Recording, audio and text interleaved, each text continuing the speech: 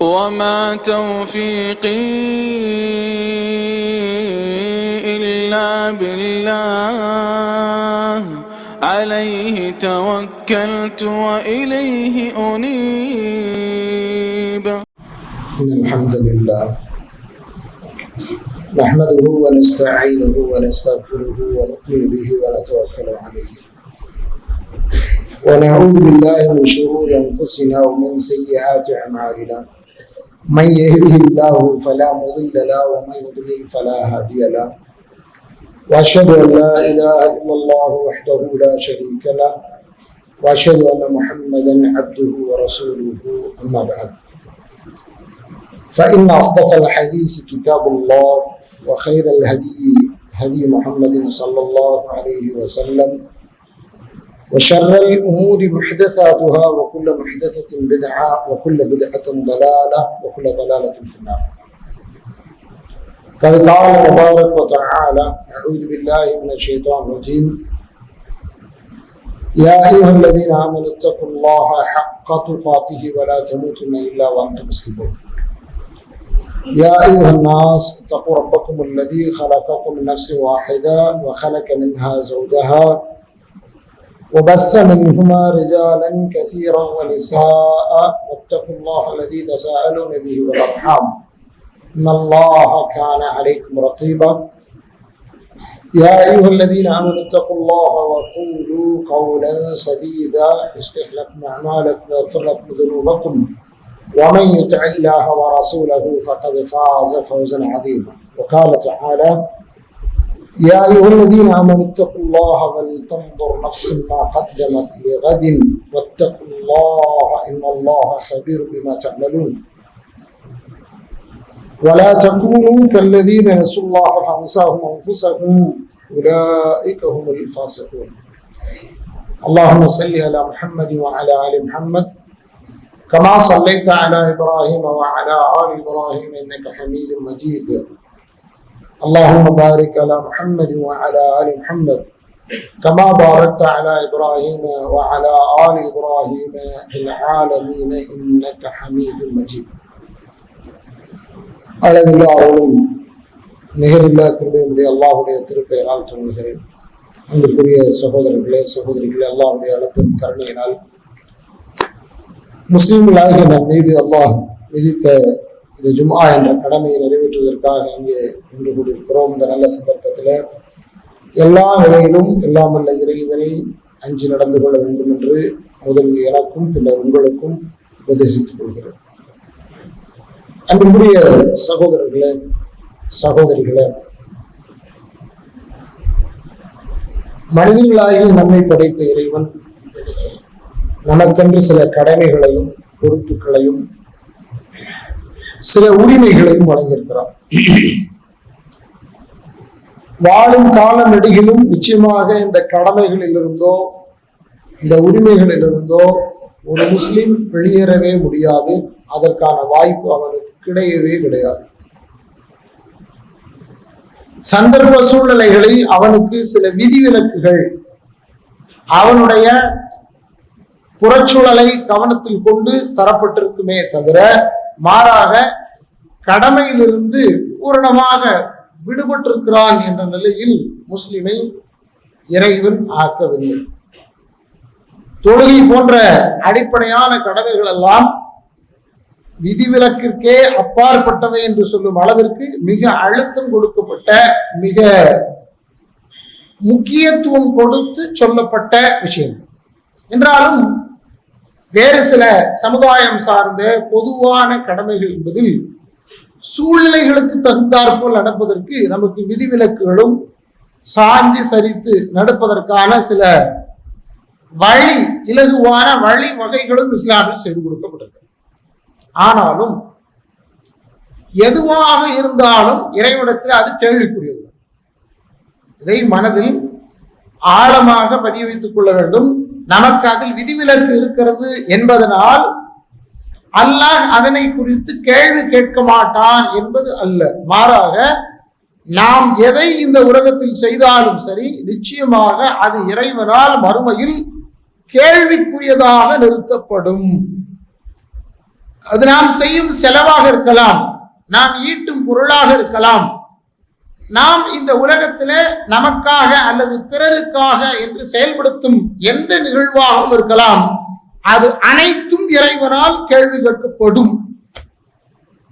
யா அய்யுஹல்லதீன ஆமனு தக்குல்லாஹ், விசுவாசிகளே நீங்கள் அல்லாஹ்வை அஞ்சி நடந்து கொள்ளுங்கள்.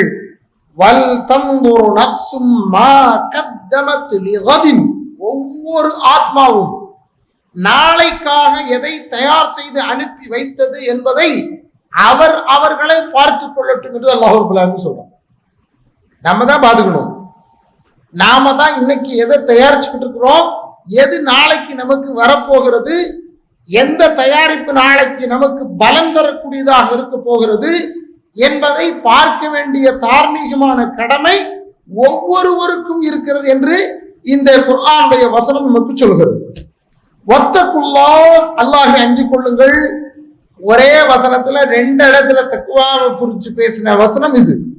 முதல்ல ஒரு தக்வா, யா அய்யுஹல்லதீன ஆமனு தக்குல்லாஹ். மீண்டும் அல்லாஹ் ரப்பல் ஆலமீன் சொல்கிறான், வத்தகுல்லாஹ், அல்லாஹ்வை அஞ்சிக் கொள்ளுங்கள். இன்னல்லாஹ ஹபீரும் பிமா தஅமலூன், இறைவன் நீங்கள் செய்து கொண்டிருக்கும் அனைத்தையும் நன்கு அறிந்தவனாக இருக்கிறார். எதுவும் அவனுக்கு தெரியாம இருக்க போறது இல்லை. எதுவும் அவனுக்கு தெரியாமல், அவனுக்கு கவனத்துக்கு வராமல், அவனுடைய அறிவுக்கு எட்டாமல் இருக்க போவதில்லை. உங்களால் நீங்கள் செய்து முடித்து விட முடியும். அந்த முடித்த காரியத்தை இறைவனுக்கு தெரியாமல் ஆக்கிவிட முடியும். அதை நாம் அழித்து விடலாம். அது நாளைக்கு நம்மிடத்துல கேள்விக்குரியதாக இருக்க வாய்ப்பில்லை என்று யாரும் நினைத்து விடக்கூடாது. செய்யும் அனைத்து காரியங்களும் நமக்கு கேள்விக்குரியதாகவே முன்னர் இருந்து கொண்டிருக்கிறது. இதுல நம்ம கொஞ்சம் உஷார் தான். எப்படியான விஷயங்கள்ல உஷார் அப்படின்னா, நாம மாட்டிக்க கூடாது அப்படின்னு நினைக்கிற அளவுல நம்ம உஷார். அது எந்த அளவுல உஷார் என்றால், நாம் குற்றம் என்று எதை விளங்கி வைத்திருக்கிறோமோ அந்த குற்றம் பிடிபடக்கூடாது என்ற அளவில் நாம் நம்மை காத்துக் கொள்வதிலே உஷார். ஆனா நீங்க நினைச்சுக்கிட்டு இருக்கீங்க அது நாம மட்டும் செஞ்சது, நம்ம கூட அதுக்கு வேற யாரும் சாட்சி இல்லை, நம்ம வேற யாரும் அதை பார்க்கல அப்படின்னு நினைச்சீங்கன்னா, அது ஒவ்வொரு தனி மனிதனுடைய அறியாமைதான் காரணமாக இருக்க முடியுமே தவிர, நிச்சயமாக அல்லாஹ்விற்கு முன்னால் அது அனைத்து பட்டவர்த்தனமானவை. அவன் வெளிக்கொணர்ந்து விடுவான். அல்லாஹ் ரப்பல் ஆலமீன் இந்த நாள்ல காப்பாற்றணும். ரப்பனா இன்னக மன் துத்கிலின் நார ஃபகத் அக்ஸைதா வமா லிஸ்ஸாலிமீன மின் அன்சார். இறைவா, யாரை நீ நரகத்தில் நுழைத்து விட்டாயோ நிச்சயமாக அவர்களை நீ கேவலப்படுத்தி விட்டாய். என்னை கேவலப்பட்டவங்களும் ஆக்கிறாத, என்ன நரகத்துல நுழைச்சிடாத அப்படின்னு அல்லாஹ் ரப்பல் ஆலமீன் நம்மள துஆ செய்ய சொல்றா. அல்லாஹ் ரப்பல் ஆலமீன் நம்மை நரகத்தில் நுழைத்து விடக்கூடாது. ஆனா அதுக்கு எது காரணமா இருக்கும்? காரணம் இல்லாம எல்லாம் நரகத்துல போட மாட்டாங்க. அல்லாஹ் ரப்பல் ஆலமீன் தன் அடியார்களுக்கு அநீதியை இழைக்காலம் என்று அல்லாஹ் ரப்பல் ஆலமீன் தன்னை அறிமுகப்படுத்துகிறான். அநியாயம் செய்ய மாட்டான், ஒரு காலம் அநியாயம் செய்ய மாட்டான். ஒரு அடியானை அவன் படைத்தான் என்பதற்காக அவனை அப்படியே தூக்கி நரகத்துல போடுறதுக்கு அவன் அநியாயக்காரன் அல்ல. அவன் ஏன் நரகத்திற்கு செல்கிறான் என்று அவனுக்கு எதிரான எல்லா குற்றங்களும் எந்த சந்தேகத்திற்கும் அப்பாற்பட்டு தீவிர விசாரிக்கப்பட்டு தீர்க்கமாக அவனுடைய விஷயத்தில் முடிவு அறிவிக்கப்பட்ட பிறகுதான் எந்த ஒரு அடிமையும் நரகத்துக்கு போவான். இதை மனசுல வச்சுக்கோம். ஏன்னா அது அல்லாஹ்வுடைய நீதிமன்றம். அல்லாஹ் ரப்பல் ஆலமீன் விலை போகுகிறவன் அல்ல. பதவிகளுக்காக, பட்டங்களுக்காக, பரிசுகளுக்காக, உலகத்தில் கிடைக்கும் சுகங்களுக்காக அதிகாரத்தை தவறாக பயன்படுத்தி அதன் மூலம் இந்த சமூகத்திற்கு அநீதி இழைத்து விட்டு இந்த அதிகாரத்தை அனுபவித்துக் கொண்டிருக்கிறார்களே, அவர்களை போன்ற ஒரு நிலை அல்லாஹ்விற்கு கிடையவே கிடையாது. அவன் எல்லோரையும் மிக தெளிவாக சந்தர்ப்ப சாட்சியங்கள் எல்லாவற்றையும் விசாரித்து அதற்கு பிறகுதான் தண்டனை கொடுக்க போகிறார். அன்புக்குரியவர்களே, இது நம்ம எல்லாருமே விளங்கி இருக்கிறோம். எல்லாருமே அந்த நம்பிக்கை இல்லாம இல்லை. நம்ம யாருமே மர்மன் ஒண்ணு இல்லாமலோ, சொற்கன் ஒண்ணு இல்லாமலோ, மர்மையில நரகம் ஒண்ணு இல்லாமலோ இருக்கிறது என்ற எண்ணத்துல இல்ல. எல்லாம் இருக்கு. நம்முடைய ஒவ்வொரு நகரும் அதை நோக்கித்தான் ஒண்ணு சொர்க்கமா இருக்கணும் அல்லது நரகமா இருக்கணும், நம்மளோட முடிவு எப்படி முடிய போதோ தெரியல அப்படிங்கிற நம்பிக்கையில தான் இருக்கிறோம்.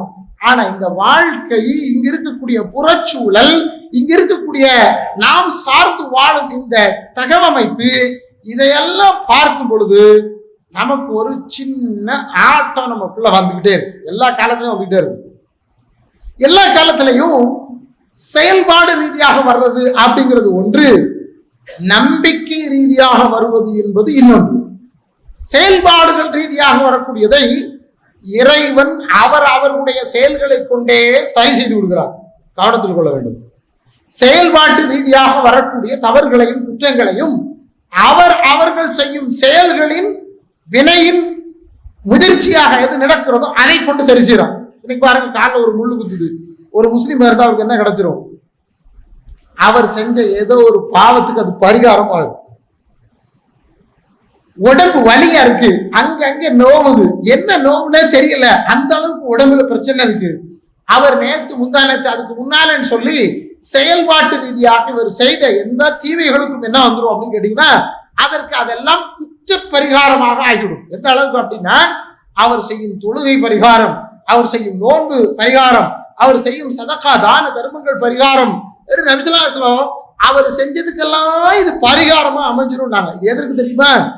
செயல்பாடுகள் ரீதியாக உங்களுக்குள் ஏற்பட்டு விட்ட தவறுகளுக்கும் குற்றங்களுக்கும். நாளைக்கு நம்ம எதை அனுப்ப போறோம், எல்லா இடத்துல இருந்து பார்த்து செய்யறோம்ல அதுல. ஆனா நம்பிக்கை குலைந்து விட்டால், நம்முடைய நம்பிக்கையே பாழாகி விட்டால், நம்முடைய அந்த அக்கீதா, அந்த கொள்கையே நாம் எதில் இருக்கிறோம் என்று தெரியாத அளவிற்கு சிதைத்து விடும் என்றால், அன்பிற்குரியவர்களே, நன்றாக எச்சரிக்கையாக யோசிக்க நாம் அந்த இடத்துல கடமைப்பட்டிருக்கிறோம்.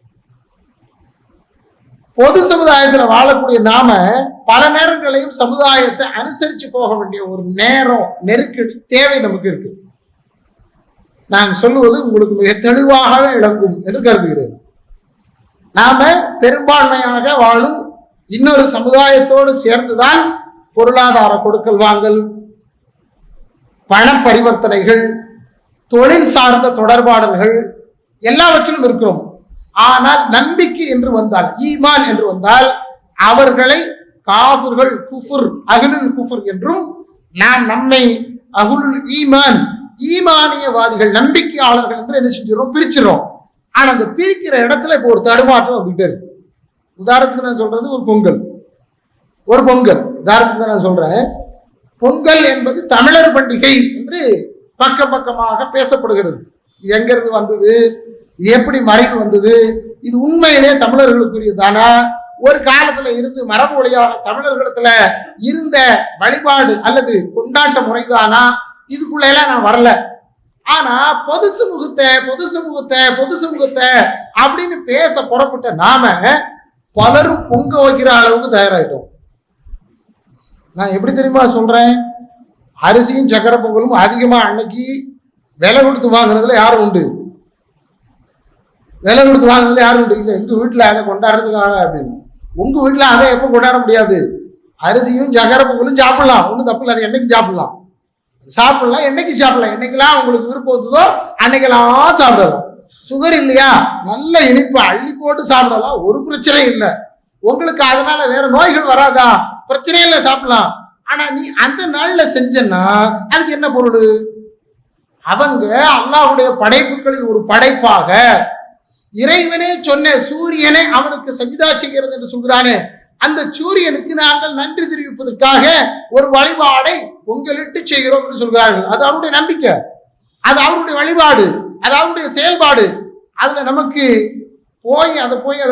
அது என்னது, என்ன விவரம், அதை செய்யலாமா செய்யக்கூடாதா, அதை அவங்க ஏத்துக்கிறதுக்கு தயாரா இருக்காங்களா, இதெல்லாம் தெரிஞ்சு தற்கருதி அவங்கள்ட்ட பேசலாம். ஆனா பொது சமுதாயத்துல நானும் அடையாளப்படுறேன் அப்படின்னு சொல்லி ஒரு முஸ்லீம் செய்வான் என்றால், அன்பிற்குரியவர்களை, இந்த இடத்தில் தான் நாம் உஷாராக ரொம்ப எச்சரிக்கையாக இருக்கிறோம். என்ன, நம்பிக்கை இடம் மாறுகிறது.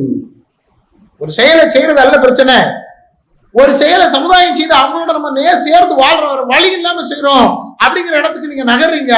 நம்பிக்கையில் கோளாறு. என்ன கோளாறு? எது வணங்கப்படக்கூடியது, எது வணங்கப்படக்கூடாது, எதனை எந்த அளவிற்கு உள்ளத்தில் ஏற்றுக்கொள்வது, எதனை எந்த அளவிற்கு விலைக்கு வைத்து பார்ப்பது, ரொம்ப தெளிவா இருக்கணும், ரொம்ப கிளியர் கட்டா இருக்கணும். யார் இருக்கணும்? யார் இந்த உலகத்தில் இருந்தாலும் இல்லாவிட்டாலும் ஒரு முஸ்லீம் இருக்கணும். ஏன்? அவனுடைய மறுமையே அதை வச்சுதாங்க இருக்கு. நம்பிக்கை போயிருச்சுன்னா, ஈமான் போயிருச்சுன்னா, உள்ளத்துல குடிகொண்டிருக்கக்கூடிய ஈமான் லேசா ஒரு ஜெர்க் ஆயிடுச்சு, ஆடிருச்சுன்னா, அன்பிற்குரியவர்களே நீங்க போற இடம் எதுன்னு தெரியாது. ஷைத்தான் ரொம்ப கெட்டிக்காரன், ரொம்ப சதிகாரம், மோசமானவன். அவனுக்கு மத்தவங்களை கெடுக்கிறதெல்லாம் பிரச்சனை இல்லை, மத்தவங்களை கெடுக்கிறதெல்லாம் பிரச்சனை இல்லை. அவனுக்கு பெரிய பிரச்சனையா இருந்தான். யாரு தண்ணி அடிக்க மாட்டாங்க, யாரு தம் அடிக்க மாட்டாங்க, யாரு வட்டி வாங்க மாட்டாங்க, யாரு நேர்மையா ஒழுக்கணும்னு வாழணும்னு நினைக்கிறாங்களோ இவங்க தான் அவனுக்கு பிரச்சனைக்குரிய ஆட்கள். இவங்களை இதுல ஏதாவது ஒண்ணுல கெடுக்க முடியுமான்னா இவங்க இதுல எல்லாத்துல ரொம்ப உஷார். பேங்க்ல வட்டி வாங்க மாட்டேன், ஓடி வாங்க மாட்டேன், வண்டி லோனுக்கு போட்டு எடுக்க மாட்டேன், இதுல எல்லாத்துலயும் உஷாரா இருக்கிறாங்க. அப்ப இவங்களை எங்க ஆட்டுறது அப்படின்னா, ஆட்டுறதுக்கு அவன் ஒவ்வொரு அவன் ஒவ்வொரு அந்த இடங்களிலும் உட்கார்ந்து நினைச்சிருக்கான். ஷைத்தான் எதிர்பார்த்து சந்தர்ப்பத்தை எதிர்பார்த்து காத்துக்கொண்டே இருக்கிறான். அவனுக்கு ஒரு சந்தர்ப்பம், பெரும்பான்மையை திருப்திப்படுத்துவதற்காக சிறுபான்மை எடுக்கும் முயற்சி. நான் சொல்லும் வார்த்தைகளுடைய பொருள் உங்களுக்கு நன்றாக விளங்கும். பெரும்பான்மையை திருப்திப்படுத்துவதற்காக சிறுபான்மை எடுக்கும் முயற்சி. நீ சிறுபான்மை தான், நீங்க பெரும்பான்மையா மாறிட்டாங்க. யார் மாறியாச்சு? முஸ்லிம்கள் மாறியாச்சு. உலகம் ஃபுல்லா பெரும்பான்மை தான் முஸ்லிம்கள். எந்த அளவுக்கு பெரும்பான்மை என்றால், ஒட்டுமொத்தமாக கிறிஸ்தவ சமுதாயம் இந்த உலகத்துடைய முதல் இடத்தை பிடித்திருக்கிறது என்றால், இரண்டாவது இடத்தை இந்த உலகத்து குடிகளில் இரண்டாம் இடத்தில் முஸ்லிம்கள் இருக்கிறார்கள் எண்ணிக்கையால். என்ன புண்ணியம்? என்ன புண்ணியம்? ஒரு புண்ணியம் இல்லை. எப்படி எப்படி வெள்ளத்தில் அடித்து செல்லப்படும் பதர்களை போன்று. அந்த பதர்களுடைய பதர்னா என்ன தெரியுமா உங்களுக்கு? பதர்னா என்ன தெரியுமா? நம்ம ஊர்ல அதை சாவின்னு சொல்லுவாங்க அழகான தமிழ்ல. அரிசி எல்லாம் போட்டு பிடைச்சி நெல்லெல்லாம் குத்தி எடுத்து அங்க சூடு அடிச்சு கொண்டு வருவாங்கல்ல, அந்த இடத்துல இந்த வார்த்தை பயன்படுத்தப்படும். உங்க எல்லாருக்கும் தெரியும், சாவின்னு சொல்லுவாங்க. சாவினா இந்த சாவி இல்லை, இரும்பாலையோ அல்ல செம்பாலோ ஆன அந்த பூட்டில் திறக்கும் சாவி இல்லை. அந்த சாவி உள்ளே அரிசி இல்லாத வெளியே நெல்லாக போர்த்தி இருக்கக்கூடிய அது என்னது? அது பதறு. அப்படியே தண்ணியில தூக்கி போட்டீங்கன்னா தண்ணியில அதனுடைய வெயிட் இழுத்து உள்ள போய் தரையில் தங்காது, மாறாக அது மேலேயே மிதக்க ஆரம்பித்து விடும். இது போன்ற நிலையில் முஸ்லிம்கள் இருக்கிறார்கள். காரணம் தெரியுமா? கொள்கை என்பது இல்லாததனால். எது இல்லாதனால? கொள்கை என்பது இல்லாதனால். என்ன கொள்கை இல்ல? அடிப்படையில நான் யார் என்ற அந்த தெளிவான புரிதல் இல்லாதனால். ஏன் தெரியுமா? ஒரே ஒரு காரணம். அல்லாஹ் குர்ஆன்ல சொல்லி காட்டுறான் பாருங்க. வலா தகூனு கல்லதீன நஸுல்லாஹ, அல்லாஹ்வை எவர்கள் மறந்து விட்டு இந்த உலகத்திலே வாழ்கிறார்களோ அவர்களை போன்று நீங்கள் ஆகிவிடாதீர்கள். ஃபஅன்சாஹும் அன்ஃபுஸஹும், அல்லாஹ் அவர்களையே அவர்களுக்கு மறக்கடித்து விட்டான் என்று அல்லாஹ் சொல்றான். நீ அல்லாஹ்வை மறந்தியா, ஒரு நேரம் வரும் நீ ஒன்னையே மறக்க வேண்டிய நிலைமை வந்து. நல்லா கவனிங்க. வரலாற்று ஒரு அறிஞர், அது ஷேகுல் இஸ்லாம் முஹம்மது பின் அப்துல் வஹாப் ரஹிமஹுல்லாஹ் என்று சொல்லப்படுகிறது. தரவுகள் மிக தெளிவாக இல்லை என்பதனால் அவருடைய பெயரை சொல்வதற்கு இல்லை. அவர் ஒரு கொள்கை வகுப்பு மாணவர்கள் எல்லாரையும் வைத்து நடத்தி கொண்டிருக்கிறார். எல்லா நேரமுமே இது நடக்கும், காலம் ஃபுல்லா அது நடந்திருக்கு. நபிகள் நாயகம் ஸல்லல்லாஹு அலைஹி வஸல்லம் காலத்துல இருந்து இன்று வரையிலும் அது நடந்து கொண்டேதான் இருக்கும். முதல் நாள் வந்தவங்க 2வது நாள் வரல, 2வது நாள் வந்தவங்க 3வது நாள் வரல, எண்ணிக்கை குறைகிறது. மக்கள் வழக்கம் போல் அதில் ஒரு ஈடுபாடற்ற நிலைக்கு மாறுகிறார்கள். அப்போ ஒரு நாள் எல்லாரையும் சேர்த்து வச்சு, இந்த தெருல இந்த வீட்டுல இந்த மாதிரி ஒரு விபச்சாரம் நடக்குன்னு கேள்விப்பட்டேன் அப்படின்னு உங்க மாணவர்கிட்ட சொல்றாரு. என்ன சொல்றாரு? விபச்சாரம் நடக்குன்னு கேள்விப்பட்டேன். நமக்கு விபச்சாரம் நடக்கணும்னு என்ன செய்யும்? அப்படியே இரத்த நாளங்கள் எல்லாம் புடைக்கும், சிந்தனை சுடரும், பிரச்சனை இப்பவே சால்வ் பண்ணணும் அப்படின்னு களை இறங்குவோம். அதில் உண்மையில் நம்ம களை இறங்கலாமா? நமக்கு தகுதி இருக்கா? நாம இதை போய் விசாரிக்கிற இடத்துல இருக்கோமா? 4 சாட்சி கொண்டு வரலன்னா நமக்கு இல்லை அடி 100 அடி, நமக்கு முதுகுல படுத்துருமே 80 அடி, அப்படியெல்லாம் யோசிக்கலாம் மாட்டோம். இப்போ அந்த பிரச்சனைக்கு தீர்வு கொண்டு ஆகணும் அப்படின்லாம் பேசுவோம். ஏன்னா அது உணர்ச்சி மிகுதியால் வரக்கூடியது. எதனால வர்றதுன்னா அறிவால் வர்றதல்ல. எதனால வருது? உணர்ச்சியால் வருது. அவர் சொல்றாரு, சொன்ன உடனே அங்க இருக்கிறவங்க இதை விடக்கூடாது, அப்படி பண்ணணும் இப்படி பண்ணணும் அப்படிங்கிறார், இப்படி பண்ணணும் இப்படி பண்ணணும் அப்படிங்கிறார். அன்பிற்குரியவர்களே, இந்த ரோஷ உணர்ச்சி இருக்கு இல்லையா, அது மிக முக்கியமானது. அது பெண்களை காட்டிலும் ஆண்களுக்கு அதிகமானது. அதன் பொறுப்பில் தான் பெண்களின் பாதுகாப்பே இருக்கிறது. உலகத்துல பெண்களின் பாதுகாப்பே ஆண்களுக்கு இருக்கும் ரோஷ உணர்ச்சியில தான் இருக்கு. நல்லா கவனிக்கணும். பெண்களுக்கு ரோஷம் வரும் எப்போ வரும் தெரியுமா? வரும். ஒரு வீட்டுக்காரி அவ கூட இருக்க, அவ வீட்டுக்காரரு இன்னொருத்திட்ட பேசினா சுருக்குன்னு சுத்தும். இது அவ ரோஷம். அந்த அளவுக்கு அது நின்றும். அதே ரோஷம் தனக்கு வேண்டிய பெண்களிடத்துல கூட நேசியாது இந்த பெண்களுக்கு இருக்காது. ஆனால் பெண்களை பாதுகாக்கும் பொறுப்பேற்கக்கூடிய ஆண்கள் இருக்காங்களா, அவங்களுக்கு யதார்த்தமாவே ரிஸ்க் இருக்கும். யதார்த்தமா இந்த ரோஷம் உணர்வு இருக்கும். ரோஷம்னா நீ கொடுக்க வேண்டியவர்களுக்கு கொடுக்க வேண்டிய உரிமையை வேறு எவர்களுக்காவது கொடுத்து விட்டால் வரும் அந்த உணர்வு. பாருங்க, நான் உங்களோட விபச்சாரம் நடக்கும் சொன்ன உங்க எல்லாருக்கும் கோபம் வருது. நான் கொஞ்சம் யோசிங்க. அல்லாஹ்விற்கு இணை வைக்கிறார்கள் என்று நான் சொல்கிறேன். அது இன்னென்ன விதத்தில் எல்லாம் நடக்கிறது என்று சொல்கிறேன். அப்படி சொல்லும் போது அல்லாஹ்விற்கு இணை வைக்கிறார்களே, அவருக்கு இணை வைக்கலாமான்னு ரோஷம் வந்துருச்சா உங்களுக்கு? அதற்காக நீங்க இவ்வளவு பொங்குனீங்களா? அதற்காக நீங்க இவ்வளவு முயற்சி பண்ணீங்களா? அதற்காக உங்களுக்கு இவ்வளவு தூரம் ஒரு தீரமோ வீரமோ வந்துதா? வரல. ஏன்? எதனால? உங்களுக்கு ரோஷ உணர்ச்சி அங்க இடுக்கி. எதுல இடுக்கி?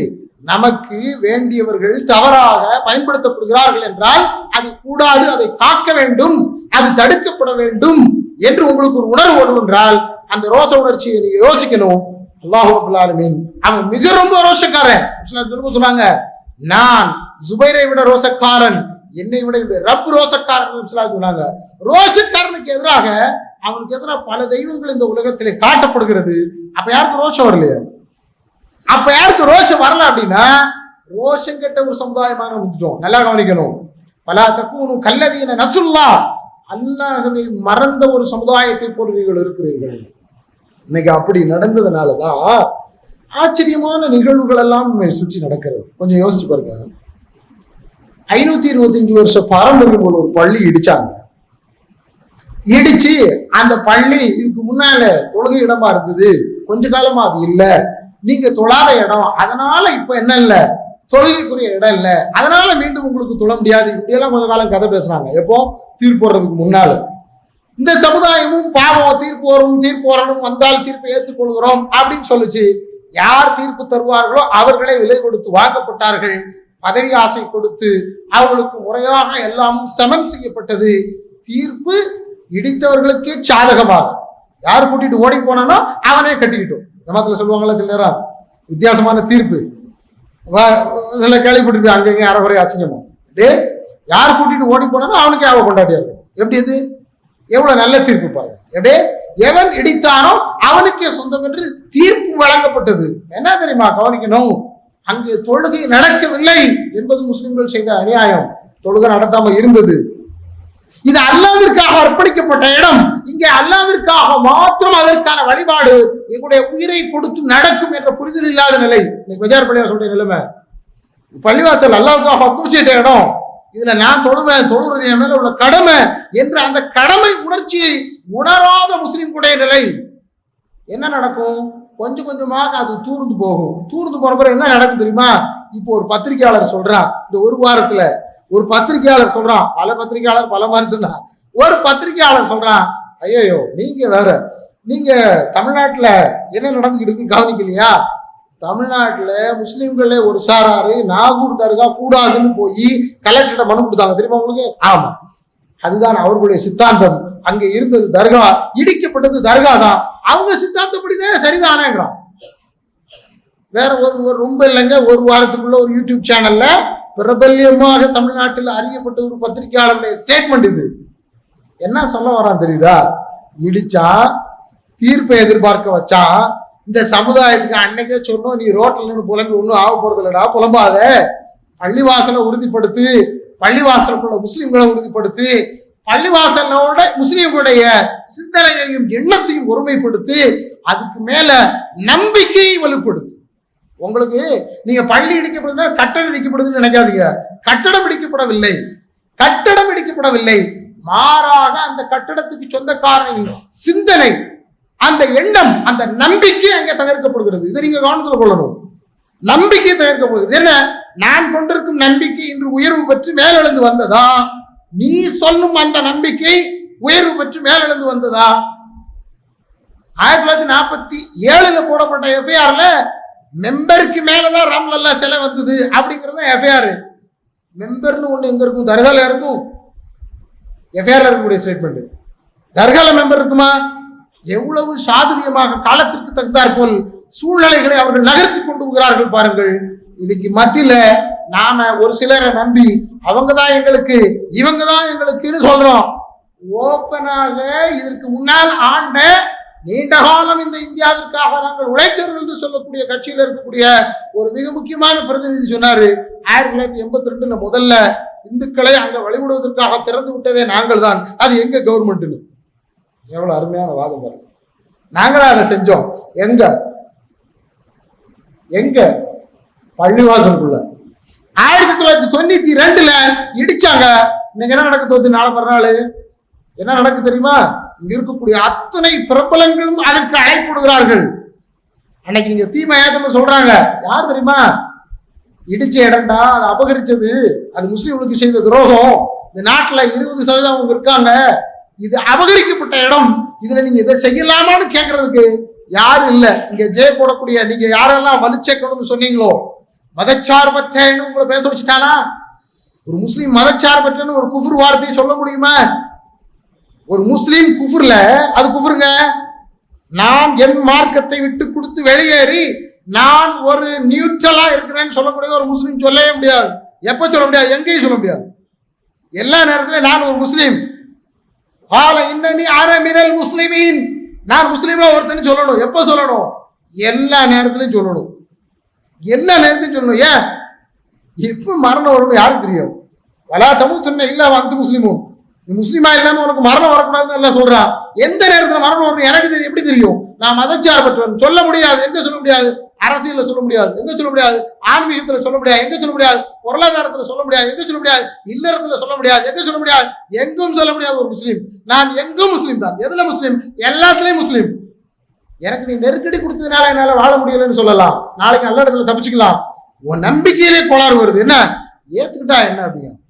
நேத்து இல்லை, ஆமா நேற்று எதனா அறிக்கையில மதுரை ஜமாத்துல் உலமா ஒரு கண்டன கடிதம் ஒன்று வெளியிட்டு இருக்கு. உங்களுக்கு பார்வைக்கு வந்திருக்குன்னு நான் நினைக்கிறேன். என்ன தெரியுமா? பள்ளிவாசல், அந்த பள்ளிவாசல்ல இடிச்ச குரூப்பை சேர்ந்த ஒருத்தன் நடக்கிற விழாக்கு அழைப்புதல் கொடுக்குறான். அந்த அழைப்புதலை வாங்குறதுக்கு பள்ளிவாசல் இமாமையோ அல்லது தலைவரையோ அங்க இருக்கக்கூடிய ஒரு முஸ்லீம் பிரதிநிதி தயார் செய்கிறார்.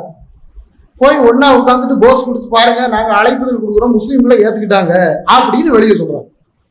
நாங்க போய் அழைப்புதல் கொடுக்குறோம், முஸ்லீம்களை இதை ஏற்றுக்கொண்டார்கள் பாருங்கள் என்று. நிர்பந்தத்தினால் இந்த நாட்டின் சட்டத்திற்கு கட்டுப்பட்டோம் என்ற உணர்வு மழுங்கடிக்கப்பட்டு இங்க என்ன வந்துருச்சு அப்படின்னா, பாருங்க இவங்க நம்பிக்கையாலே நம்முடைய நம்பிக்கையை அட்ஜஸ்ட் பண்ண வந்துட்டாங்கிற ஒரு நிலைமை இந்த சமுதாயத்தில் உருவாக்குறார்கள். செஞ்ச யார் தெரியுமா? அந்த ஜமாத்தில் இருக்கக்கூடிய ஒரு அடிப்படை தெரியாத ஒரு முஸ்லிம் தன்னுடைய குடும்ப திருமண அழைப்புக்காக வந்த அழைப்புதல கொடுக்க வந்த இடத்தை அப்படியே மாத்தி பொது சமூகத்திற்கு செய்தி சொல்கிறார்கள். நாங்க இதை ஏத்துக்கிட்டு அமைதியாக சகித்துக் கொள்ள தயாராக இருக்கிறோம் என்று. அன்புக்குரியவர்களே, லக்கும் தீனுக்கும் வலியது. உங்களுக்கு உங்க மார்க்கம், எங்களுக்கு எங்க மார்க்கம். ஆனா எங்க மார்க்கம் எங்களுக்கு பெருசு, எங்க மார்க்கம் எங்களுக்கு பெருசு. இது ஒரு முஸ்லீமுடைய ஆழமான உள்ளத்துல பதிவு செய்யலன்னா இந்த வசனத்தை மனசுல வைங்க. வலா தக்கூனு கல்லதீன நசுல்லா, அல்லாஹ்வை எவர்கள் மறந்தார்களோ அவர்கள் போன்று ஆகிறார்கள். அப்படி ஆனா ஃபன்சாஹும் அன்ஃபுஸஹும், அல்லாஹ் அவர்களையே அவர்கள் விஷயத்தில் மறக்கடித்து விடுவான். உலைக ஹுமுல் ஃபாஸிகூன், அவர்கள் என்ன ஆயிடுவாங்க? பாவிகளாயிருவாங்க. இன்னைக்கு அந்த நிலைமையில முஸ்லிம் சமுதாயம் கொஞ்சம் கொஞ்சமா நகர்ந்துகிட்டு இருக்கு. அன்பிற்குரியவர்களே, ஹத்தா தர்ஜூ இலா தீனிக்கும், உடைய மார்க்கத்தின்பால் நீங்கள் திரும்பாத வரையிலும் ஸல்லல்லாஹு அலைக்கும் தில்லா, உங்கள் மீது அல்லாஹ் இழிவை சாட்டுகிறான் என்று சொல்லக்கூடிய இழிவு இன்று முஸ்லிம் சமுதாயத்தை சார்ந்து சூழ்ந்திருக்கிறது. அதுக்கான காரணம் மார்க்கத்தின்பால் திரும்பாததுதான். நீங்க சமுதாயம் வட்டிக்கு வாங்காம பிசினஸ் பண்ண முடியாது அப்படின்னு பஜார்ல போய் சொல்றீங்க. திருமணம் திருமணம் சார்ந்த அமர்வுகள் நிகழ்வுகள் என்றால் அது எப்படிங்க பொம்பளை வரும்போது சும்மா வர முடியுமா, ஏதாவது கொண்டு வரணும் அப்படின்னு அங்க போய் சொல்றீங்க. பள்ளிவாசல் இஸ்லாம் ஈமான் என்று பேசக்கூடிய இடங்கள் இங்கே வந்தால் நீ என்ன கவர்மெண்டா அப்படின்னு கேட்கறாங்க சிலர். நீ என்ன கவர்மெண்டான்னு கேட்கறாங்க. கவர்மெண்டே ரசூலுல்லாஹ் பள்ளியில தானே உருவாக்குனாங்க. இஸ்லாமிய கவர்மெண்டே பள்ளியில தானே உருவாச்சு. மஜ்லிஸ் ஷூராவே பள்ளியில் தானே இருக்கிறது. உன்னால் அந்த பள்ளியில் இஸ்லாமில் அல்லாஹ்வுடைய தூதர் ஸல்லல்லாஹு அலைஹி வஸல்லம் சொன்னதை பேண முடியலைன்னா இவரை எங்க பேண போற?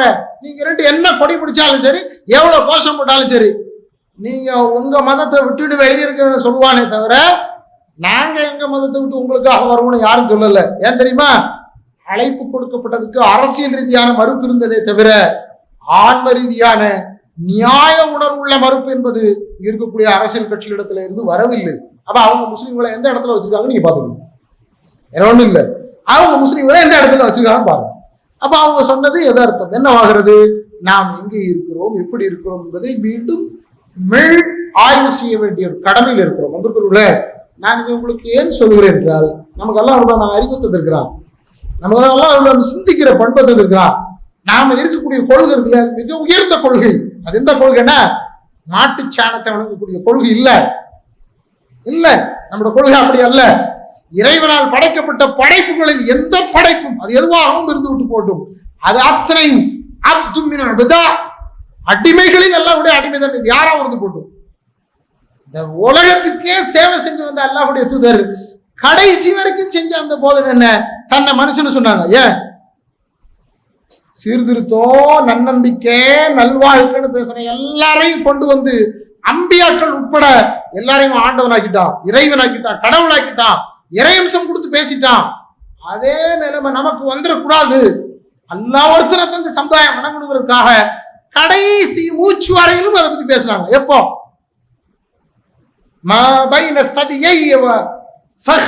என்று அன்னை ஆயிஷா சொன்ன அந்த காலத்துல. எப்போ? அல்லாஹ்வுடைய தூதர் என் இரண்டு மார்பிற்கும் என் தொடைகளுக்கு மத்தியில் தன் உடம்பை வைத்து படுத்திருக்கும் போது அப்படி சாஞ்சி தன்னுடைய உயிரை விடுற நேரத்தில் சொன்னாங்க, இறைவா யூதர்களையும் நசாராக்களையும் சபிப்பாயாக, அவர்கள் தங்களுடைய அம்பியாக்களுடைய அடக்க ஸ்தலத்தை வணக்க ஸ்தலமாக மாற்றிக் கொண்டார்கள் என்று. தான் வணங்கப்படக்கூடாது என்பதில் உறுதியா இருக்காங்க. நீ பாருங்க, கடவுள் என்று கை காட்டுற அத்தனையும் இந்த உலகத்துல வந்து சீர்திருத்தவாதிகள். ஆனா அல்லாஹ்வுடைய தூதருக்கு அப்படி ஒரு சிலையோ அப்படி ஒரு கபர் வழிபாடோ இல்லாமல் பண்ணாங்கன்னா அதான் இஸ்லாம். அந்த இஸ்லாமுக்காக போராடக்கூடிய மக்களை இன்னைக்கு காணோம். வேற எதுலயோ போயிட்டாங்க. இன்னைக்கு ஒரே ஒரு செய்தியை சொல்றேன். முனாஃபிக் தனம் நமக்குள்ள வந்துருச்சு. முனாஃபிக் தனம் நமக்குள்ள வந்து முனாஃபிக் தனம்னா நயவஞ்சகத்தனம், உள்ளொன்று வைத்து புறமொன்று காட்டும் தன்மை. அந்த செய்தியில ஒரு செய்தி திரும்பியில் வரக்கூடிய ஆதாரப்பூர்வமான செய்தி முஸ்லிமில் இடம்பெறுகிறது. என்ன தெரியுமா சொன்ன? யாருடைய உள்ளத்தில் அல்லாஹ்விற்காக, அல்லாஹ்வுடைய தீனுக்காக தான் போராடி மழிக்க வேண்டும், இறக்க வேண்டும் என்ற எண்ணம் இல்லாமல் ஒருவருடைய மரணம் வருமோ அவருடைய உள்ளத்தில் நிஃபாக் இருக்கிறது. உள்ளத்துல என்ன இருக்கு? நயவஞ்சகத்தனம் இருக்கிறது. இனி வருமா அந்த பாக்கியம் அப்படிங்கிற நமக்கு தெரியாது. இனி அந்த பாக்கியம் வருமா என்பது நமக்கு தெரியாது. ஆனா கடைசி கால வரைக்கும் கொள்கைக்காக போராட வேண்டிய ஒரு கூட்டம் இருக்கணும். அதுல நாம நம்மளை இணைச்சுக்கணும் அப்படிங்கிறது மட்டும் உறுதி. அது இல்லைன்னா நமக்குள்ள என்ன இருக்குன்னு அர்த்தம்? பொருளால, உடலால, ஆலோசனைகளால, உறுப்பினரால, எல்லா விதத்திலும் கட்டமைச்சு அல்லாஹ்வுடைய மார்க்கத்திற்காக நான் என்னால என்ன செய்ய முடியும்னு சொல்லி ஒவ்வொருத்தரும் யோசிச்சா மட்டும்தான் நிஃபாக் இல்லாத ஈமானுடைய தன்மை வரும். அப்படி இல்லை அப்படின்னா நம்மை கொஞ்சம் கொஞ்சமாக எதிரிகளும் அவருடைய சித்தாந்தங்களும் அவனுடைய பசப்பு வார்த்தைகளும் ஏமாற்று இனிப்புகளும் இந்த சமுதாயத்தை கொஞ்சம் கொஞ்சமா தடம்பொருளை வச்சிரும். ரோஷப்படுற தன்னுடைய சொந்த பெண்கள் விஷயத்துல கூட ரோஷம் இல்லாத சமுதாயமாக இன்னைக்கு இந்த சமுதாயம் மாறிக்கிட்டு இருக்கு. இந்த நிலைமை இன்ஷா அல்லாஹ் வரக்கூடாதுன்னா ஹத்தா தர்ஜிஉ இலா தீனிக்கும். அந்த ஹதீஸை மறுபடியும் மனசுல ஆகும். நீங்க உடைய தீன் பால வாங்க, மார்க்கத்தின் பால வாங்க. இல்ல மார்க்கம் என்ன சொல்லிச்சு, மார்க்கம் நமக்கு என்ன வழிகாட்டு, இது நிலைநாட்டுறதுக்கு என்ன வழி அப்படின்னு நிலைநிலைச்சா மட்டும்தான் நம்மள அல்லாஹ் ரப்பல் ஆலமீன் காப்பாற்றுவான். அந்த நல்ல மக்களை நம்ம எல்லோரையும் ஆக்கிடுவானாக. பாரக்கல்லாஹு லக்கும் ஃபில் குர்ஆனில் அதீம் ونفعني وإياكم بالذكر الحكيم. أقول ما تسمعون أستغفر الله لي ولكم ولسائر المسلمين فاستغفروه من كل ذنب إنه هو الغفور الرحيم.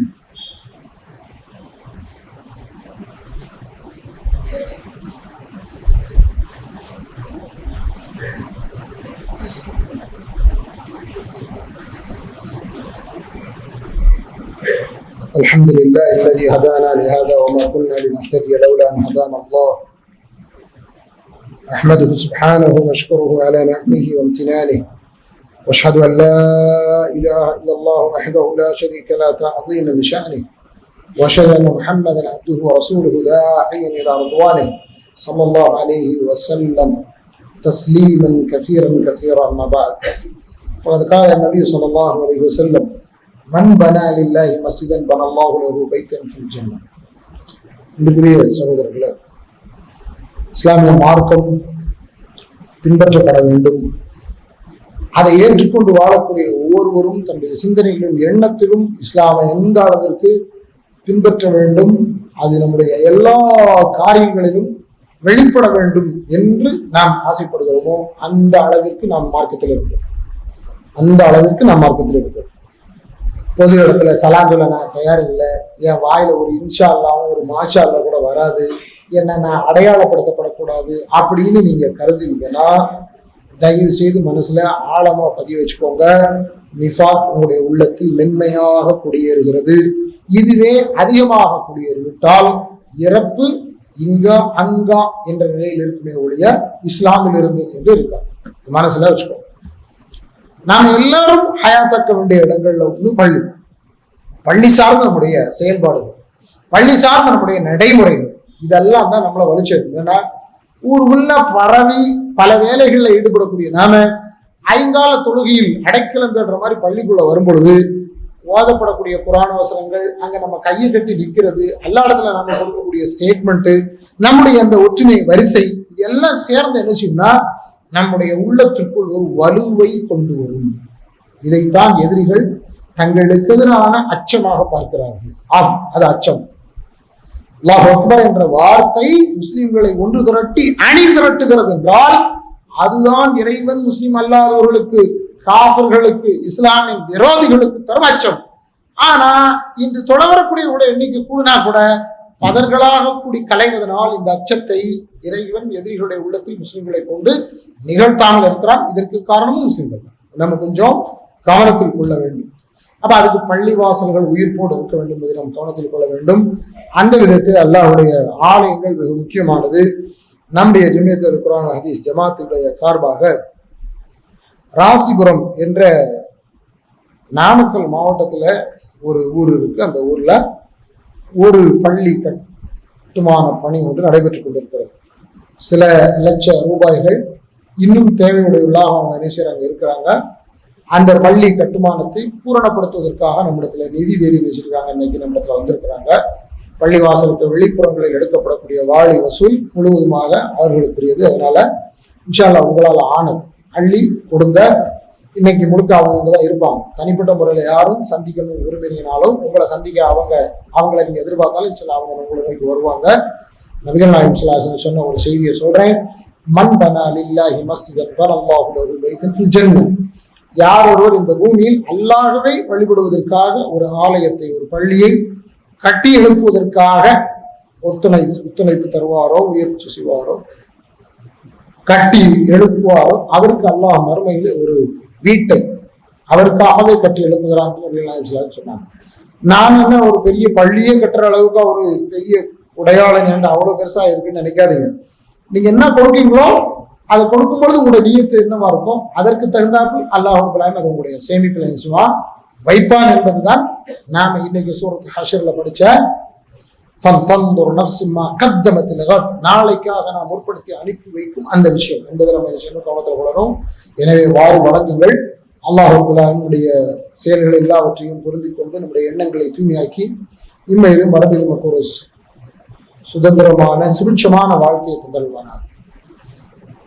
اللهم يا مقلب القلوب ثبت قلوبنا على دينك. اللهم يا مصرف القلوب صرف قلوبنا على طاعتك. ان الله يأمر بالعدل والإحسان وإيتاء ذي القربى وينهى عن الفحشاء والمنكر والبغي يعظكم لعلكم تذكرون ولذكر الله أكبر والله يعلم ما تصنعون.